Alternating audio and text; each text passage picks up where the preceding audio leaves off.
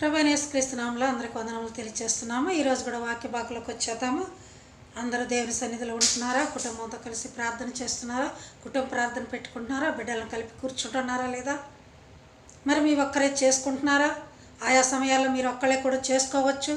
అలాగే కుటుంబంలో ఉన్న బిడ్డలతో కలిసి, తల్లిదండ్రులతో కలిసి, కుటుంబం అంతటి కలిసి ప్రార్థన చేసుకుంటున్నారా లేదా అనేది ఈరోజు మనం చూసుకోబోతున్నాం.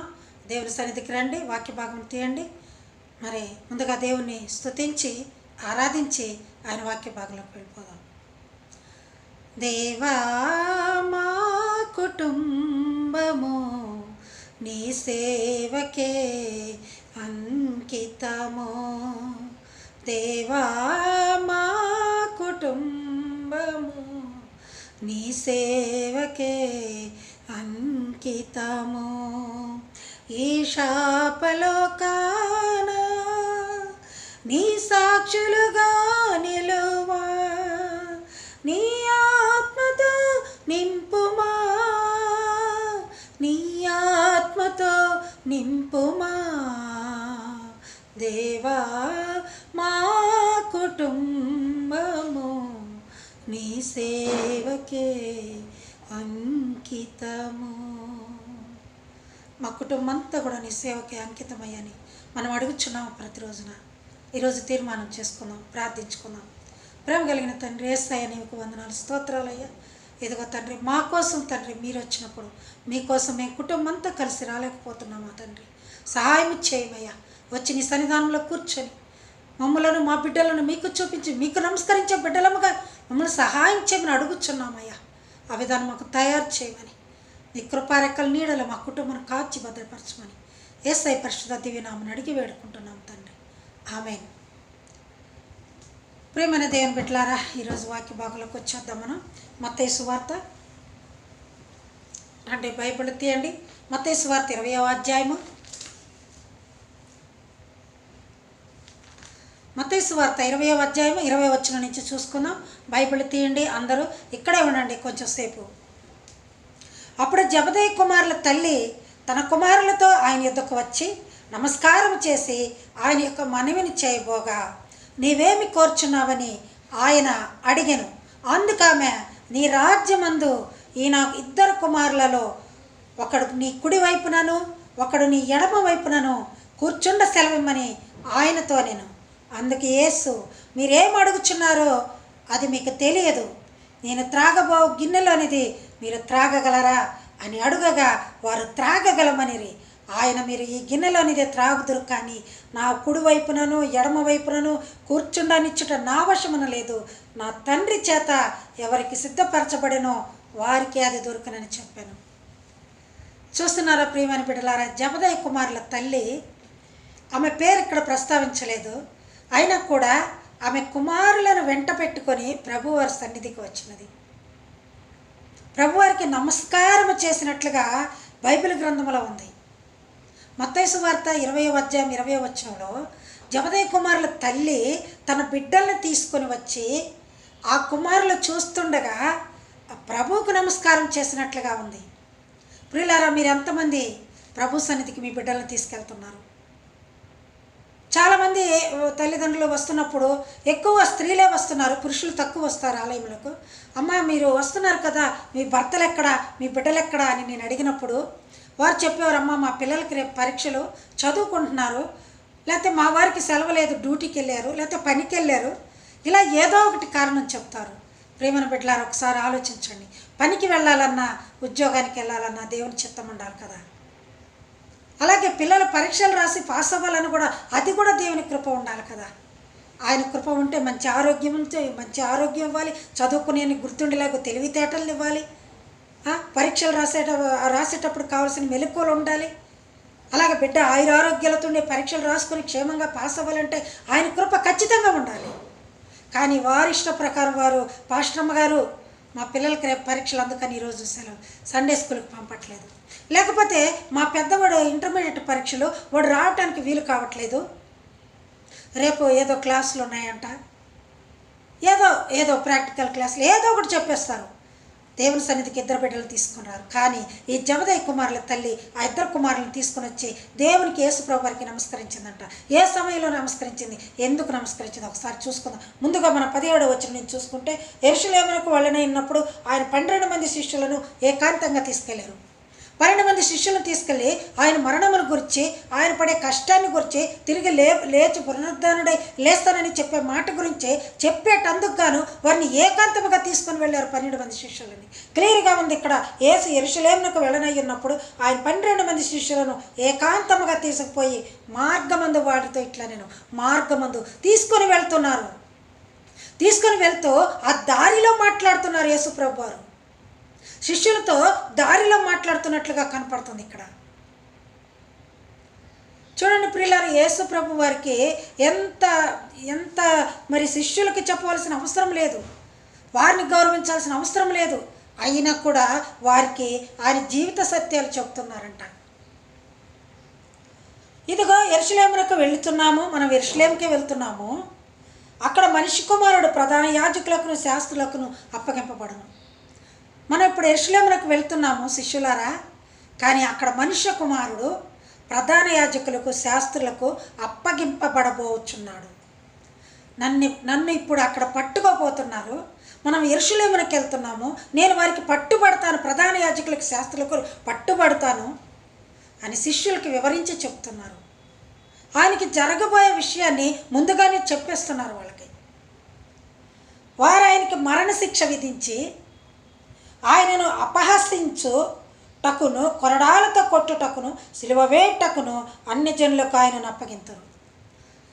ఎప్పుడైతే మనిషి కుమారుడు ప్రధాన యాజకులకు శాస్త్రులకు దొరుకుతాడు, అప్పగించబడిపోతున్నాడు, ఆయనను సిలువ వేయుటకును, మరి బాధించుటకును, కొరడాలతో కొట్టుటకును, సిలువ వేయుటకును ఎవరికి అన్య జనులకు అప్పగిస్తున్నారంట. అన్యగించులకు అప్పగింతరు. 3వ దినమున ఆయన మరలా లేచును, 3వ దినమున మరలా లేచును అని శిష్యులతో తనకు జరగబోయేదంతా కూడా ముందే చెప్పేస్తూ ఉన్నారు. ప్రియులారా, దేవునికి ఎంత ఉన్నతమైన మనసు అంటే అలాంటి మనసు ఎవరికి కూడా ఉండదు నాకు తెలిసినంతవరకు. మనకు జరగబోయే విషయాలు అయ్యో ఎగతాళిగా ఉంటుందేమో, లేకపోతే నేను మరణించి తిరిగి లేస్తానంటే వీరు నమ్ముతారో లేదో హేళనగా ఉంటుందేమో. ఆయన ఉన్నది ఉన్నట్లుగా చెప్పేవాడు. అత్యున్నత సింహాసనం మీద ఉన్న ఆయనకు అంత మంచి మనసు కలిగిన ఆయన. ఆ సమయంలో ఈ అమ్మగారు వెళ్ళింది కుమారులను తీసుకొని. అదే సమయంలో అమ్మగారు జబదయి కుమారుల తల్లి ఆ ఇద్దరు కుమారులను తీసుకొని వెళ్ళినది. ప్రభు సన్నిధికి తీసుకెళ్ళింది, పాద సన్నిధికి తీసుకెళ్ళింది, ప్రభు దగ్గరికి తీసుకెళ్ళింది, ఆయన చూడాలని తీసుకెళ్ళినది. బిడ్డలతో నమస్కారం చేసినట్లుగా బైబిల్లో ఉంది. ప్రియులారా, ఎంతమంది మీ బిడ్డలను తీసుకెళ్ళి నమస్కారం చేస్తున్నారు? మీ సేవకులకి, మీ సంఘ సేవకులకైనా వందనాలు చెప్తున్నారా లేదని, మీ బిడ్డలకు నేర్పిస్తున్నారా లేదా? ఈమె వెళ్ళి అడుగుతుంది, దేవా మా కుటుంబము నీ సేవకే అంకితము, నీ సేవకు అంకితమయ్యా మేము అన్నట్లుగా ఉంది. ఆమె తీసుకెళ్ళి ఆయనకి మొక్కి నమస్కారం చేయనది ఆమెకి అది ఒక ఆనందంగా, లేకపోతే ఆయన్ని ఒక కోరిక అడుగుతున్నట్లుగా వెళ్ళి అడుగుతుంది, అయ్యా నీవు ఒకళ్ళు మరణించి తిరిగి లేస్తే నీవు పరలోక రాజ్య సైన్య సమూహంతో తిరిగి వచ్చినప్పుడు నా బిడ్డలిద్దరిని తీసుకెళ్ళయ్యా, కుడి వైపున ఒకరిని ఎడమ వైపున ఒకరిని పెట్టుకోమని. కానీ ప్రభువారు అంటున్నారు, కుడివైపున ఒకరిని ఎడమవైపున ఒకరిని పెట్టుకోవడానికి నా ఇష్టము కాదు, నా తండ్రి చిత్త ప్రకారమే సమస్తము జరుగును. నా ఇష్ట ప్రకారం నేను చేయట్లేదమ్మా. తండ్రి ఏ విధం చెప్తాడో ఆ విధంగా నా వశంలో లేదు, నా చేతిలో లేదు, అదంతా కూడా ఆయన చేతిలో ఉన్నది. చూసారా ప్రియులారా, కుటుంబం అనేది అసలు ఎట్లా ఉండాలంటే, యెహోషువ చెప్తున్న మాటలు ఏంటంటే, యెహోషువ మీరు ఎవరినైనా సేవించండి, ఏదైనా చేసుకోండి, కానీ నేను నా ఇంటి వారిను యెహోవానే సేవించదు, ఇంటి వారితో కలిపి చెప్తున్నాడు. మరి పౌలు శీలను బంధించినప్పుడు అక్కడ ఉండే ఆ కాపల యాజకుడు లేకపోతే యజమాని, ఆ కాపల యజమాని ఏమన్నాడంటే, అధికారి ఆ కాపలా కాస్తున్న ఒక ఏమంటారు కాపలాదారుడు అక్కడ ఉన్నాడు, కానీ పౌలు శీలు ఆ సంఖ్యలు ఊడిపోయి పడిపోయినప్పుడు ఆయన ఒక పెద్ద అది తీసుకొని చంపుకోపోతున్నారు. ఆయన చంపుకోపోతున్నప్పుడు, అయ్యా నువ్వు ఇక చంపుకొని అవసరం లేదు, మేము ఎక్కడికి వెళ్ళలేదు, మేము ఇక్కడే ఉన్నాము. నీకంత శిక్ష లేదు మాకు. మేము దేవుని ప్రార్థిస్తూ, పాటలతో ప్రార్థిస్తూ, వాక్యంతో ప్రార్థిస్తున్నప్పుడు ఆ సంఖ్యలు ఊడిపోయి, అంతేకాని మేము ఎలాగో తెంచుకొని బయటపడలేదు, నీకు ఎలాంటి శిక్ష రాదు అని చెప్పినప్పుడు ఆ అధికారి, ఆ జైలు అధికారి వెళ్ళి అతని కుటుంబం కూడా వారి దేవుడు గొప్పవాడని రక్షణ పొంది బాప్తిసం పొందినట్లుగా చూస్తున్నాం కుటుంబంతో కలిసి. లుదియా మరి ఉదారంగా పొడిన అమ్మే తుయితైర పట్టణస్త్రాలు కూడా తన కుటుంబంతో కలిసి బాప్తిస్మం పొందినది. కుటుంబాలుగా కొర్నేలి ప్రార్థన చేస్తున్నప్పుడు, పేతురును పిలిపించుకొని ప్రార్థన చేస్తున్నప్పుడు, నీకు ఒక్కడికే నీవు చేసిన గొప్ప కార్యాలన్నీ పరలోకమందు జ్ఞాపకార్థముగా చేరబడతాయి, కానీ నీవు మాత్రం పరలోక రాజ్యానికి చేరవు అని పరలోక దూత చెప్పినప్పుడు ఆయన వెళ్ళి ఆ ఫిషర్మ్యాన్ని పిలిపించుకున్నారు. ఆ చేపలు పట్టే పేతురుని పిలిపించుకొని వాక్యం చెప్పించుకున్నప్పుడు అక్కడికి వచ్చిన వారందరూ, ఇరుగు పొరుగు వారు, బంధుమిత్రాదులు, ఆ స్నేహితులు అందరూ వచ్చి కూర్చొని ఇరుగు పొరుగు వారందరూ కూడా రక్షింపబడ్డారు. కొర్నేలి ఇంటి వారందరూ కూడా రక్షింపబడ్డారు. ఇది కుటుంబం అంటే. ఇలా ఉండాలి. కుటుంబంతో కలిసి దేవుని స్తుతించి, దేవుని ఆరాధించి, రక్షణ పొంది ఆయన బిడ్డలుగా ఉండాలి. ఆయన చెప్తున్నారు, నా వశమున లేదు, బిడ్డలను తీసుకొని వచ్చింది ఆ తల్లి. ఎంత గొప్ప మనసు చూడండి ఆమె. అలాగే ఏలి కుమారుల వల్ల ఆ మందసం పట్టుబడిపోయినది. ఏలి కుమారులు చేసే దుర్మార్గతల వల్ల, వారి చెడు నడవడిక వలన ఆ మందసాన్ని చేజిక్కించుకోలేక వదిలిపెట్టేస్తారు, పోగొట్టుకున్నారు. ఆ మందసం పోగొట్టుకున్నదని తెలిసినప్పుడు ఏలి ప్రవక్త తన కుమారులు చనిపోయారని చెప్పినప్పుడు కూడా ఆయన బాధపడలేదు.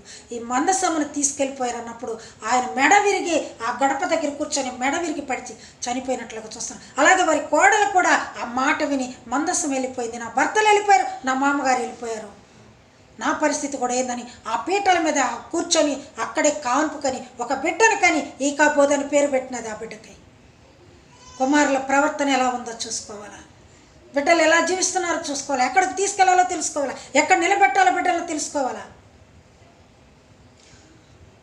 నోవహు ఓడకట్టినప్పుడు మరి ప్రభు వారు చెప్పారు కదా, యెహోవా దేవుడు జతలుగా మగ జంతువు ఆడ జంతువుని, అలాగే మగ పక్షి ఆడపక్షులు జతలుగా చేర్పించు, లోపల మరి తుఫాను వల్ల మొత్తం పోబోతుంది, జలప్రళయం వచ్చేస్తుంది, మొత్తం నాశనం అయిపోతుంది, కొన్నిటిని సేవ్ చేయని చెప్పినప్పుడు అన్ని రకాల వాటిని జతలుగా దేవుడు చెప్పినట్లుగా ఆదమవ్వను కూడా దేవుడే జతపరిచాడు.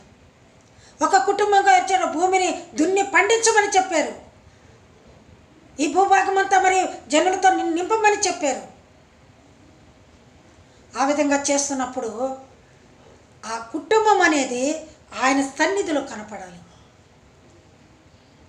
చాలామంది కుటుంబంలో భర్త ఒక చర్చికి, భార్య ఒక చర్చికి, బిడ్డలు ఒక సినిమాలకో, లేకపోతే ఇంట్లో కూర్చోవటమో, టీవీ చూడటమో, లేకపోతే ఏదో ఒకటి, లేదా వాళ్ళు కూడా వాళ్ళకి ఇష్టమైన స్టైల్లో వాళ్ళు ఎక్కడో ఏదో ఒక చర్చికి వెళ్ళిపోతూ ఉంటారు.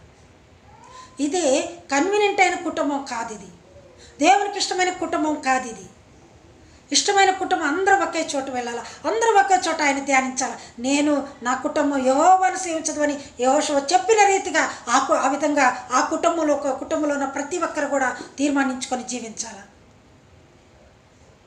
ఇష్టారాజ్యంగా ఎవరికి ఇష్టపడినట్లు వాళ్ళు జీవించకూడదు. ఎందుకంటే ఈ జబదయి కుమారుల తల్లి ఆ బిడ్డలిద్దరిని తీసుకెళ్ళి, అయ్యా తీసుకో నా బిడ్డల్ని, కుడి వైపున ఒకరిని, ఎడమ వైపున ఒకరిని, ఎంత మంచి స్థానం ఏర్పరచుకుంటుంది కుమారులకి. కుమారులు ఎక్కడ ఉండాలని ఆమె మనసులో ఉంది, ఎక్కడ జీవించాలని కుమారుల పట్ల ఆమె ఆలోచిస్తుంది.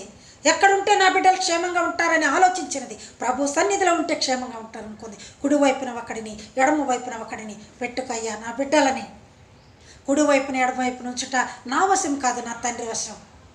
నిజమే, ఆ మాట కావచ్చు. కానీ సిలువలో దొంగ వ్రేలాడుతూ ఉన్నప్పుడు, సిలువలో దొంగ అడిగినప్పుడు, అయ్యా నీవు నీ రాజ్యంలోకి వెళ్ళినప్పుడు నన్ను జ్ఞాపకం చేసుకోయ్యా, నాతో పాటు దొంగకి, మాకైతే ఇది సాధ్యమే, కానీ నీకైతే ఇది సాధ్యం కాదయ్యా, నీవు శిక్ష పొందదగినకు అర్హుడవు కాదయ్యా, నీ రాజ్యంలోకి వచ్చినప్పుడు నన్ను జ్ఞాపకం చేసుకున్నప్పుడు ప్రభువారు నెట్టివేయలేదు.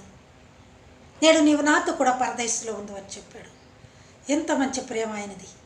అందుకే ఆ తల్లి వచ్చి అడిగినది, అయ్యా నీవు నీ రాజ్యంతో వచ్చినప్పుడు నా ఇద్దరు కుమారులని ప్రక్కన కూర్చోబెట్టుకో.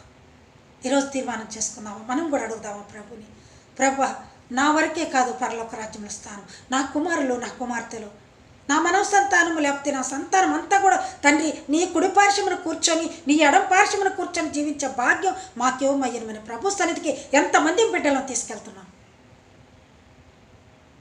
ప్రభు సన్నిధిలో కనపడాలి. నీ సన్నిధానములో సంపూర్ణ సంతోషం, ఆరాధించుకొని విలువైన అవకాశం. నీ సన్నిధానములో సంపూర్ణ సంతోషం, ఆరాధించుకొని విలువైన అవకాశం.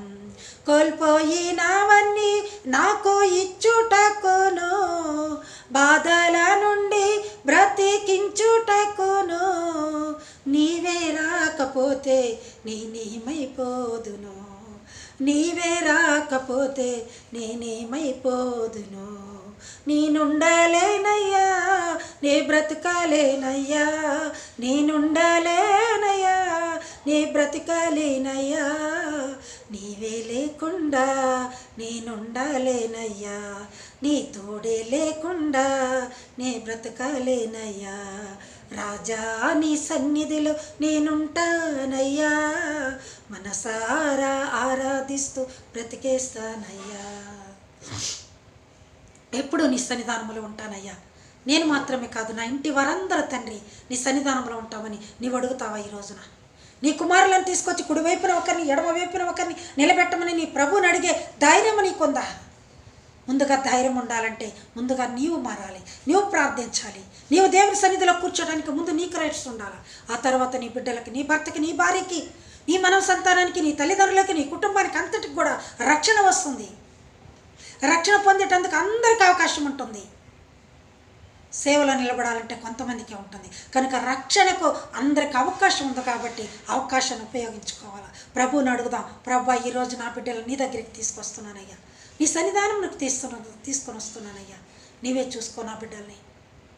ఆ తల్లి కోరిక ఎంత బాగుందో తెలుసా? ప్రియమైన బిడ్డలారా, ఈరోజు మీరు కూడా నిర్ణయించుకోండి. తండ్రి సన్నిధికి వెళ్ళేటప్పుడు, ప్రార్థనకు వెళ్ళేటప్పుడు, ఆలయంకు వెళ్ళేటప్పుడు, ఎక్కడైనా మరి మీరు కుటుంబ ప్రార్థన కావచ్చు, ఎక్కడైనా కావచ్చు, కుటుంబంతో కలిసి కూర్చొని ప్రార్థించుకోవాలి, ఆరాధించుకోవాలి, బిడ్డలకు నేర్పించుకోవాలి, మన వాళ్ళకి నేర్పించుకోవాలి, మన సంతానానికి నేర్పించుకోవాలి. ఏ విధంగా జీవించాలో ప్రభుతో అడగాలి,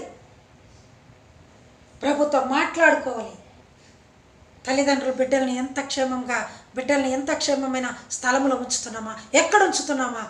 జబదయి కుమారుల తల్లి వలె మనం తీర్మానం చేసుకున్నాం. హేరోదయ తన బిడ్డకి మరి ఒక చెడు తలంపుగా ఆ తల్లి ఎలాంటి బుద్ధి కలిగినదో అలాగే బిడ్డ వినేటట్లు చేసుకుంది. అది చెడు పనులకై యోహాను తల కొట్టించమని డ్యాన్స్ వేసి ఆ డ్యాన్స్ రూపంగా వారిని మెప్పించి ఆ హేరోదు రాజుని వాళ్ళ దగ్గర ఆ యోహాను తలను కొట్టేసినట్లుగా అలాంటి దుర్మార్గపు తల్లులు ఉండకూడదు. ప్రభు సన్నిధికి తీసుకెళ్ళయ్యా, నా బిడ్డలిద్దరిని కుడివైపున ఒకరిని ఎడమ వైపున ఒకరిని ఉంచుకోమని అడుగుదాం. ఈరోజు తీర్మానం చేసుకున్నాం. ప్రభు వారిని అడిగేందుకు వెనుకాడిన అవసరం లేదు. అక్సా తన తండ్రి దగ్గరికి వెళ్ళి మరి బీడు భూమిని ఇచ్చేనావు, అలాగే దక్షిణ భూమి కూడా దయచే తండ్రి అని అడిగినది. ఫలించడి భూమిని దయచేయమని అడిగినది. ఫలించడిది ఏంటి? నీ వాక్యమే నన్ను బ్రతికించెను, బాధలలో నెమ్మది నీచును, కృపాశక్తి దయాశక్తి సంపూర్ణుడా, వాక్యమై ఉన్న యేసు వందనమయ్యా. నీ వాక్యమే తండ్రి నన్ను బ్రతికించేది. వాక్యం నేర్పిద్దాం బిడ్డలకి, వాక్యానుసారంగా జీవిద్దాం. తండ్రిని అడుగుదాం, నీ ప్రక్కన నా బిడ్డలుంటకు నీవు దయచే తండ్రి. దేవా మా కుటుంబము నీ సేవకే అంకితము, ఈ శాపలోకాన నీ సాక్షులుగా నిలువా, నీ ప్రేమతో నింపుమా, నీ ప్రేమతో నింపుమా. దేవా మా కుటుంబము నీ సేవకే అంకితము.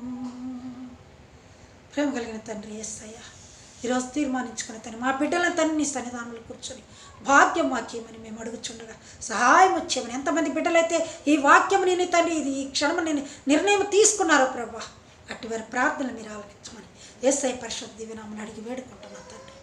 ఆమేన్. God bless you all.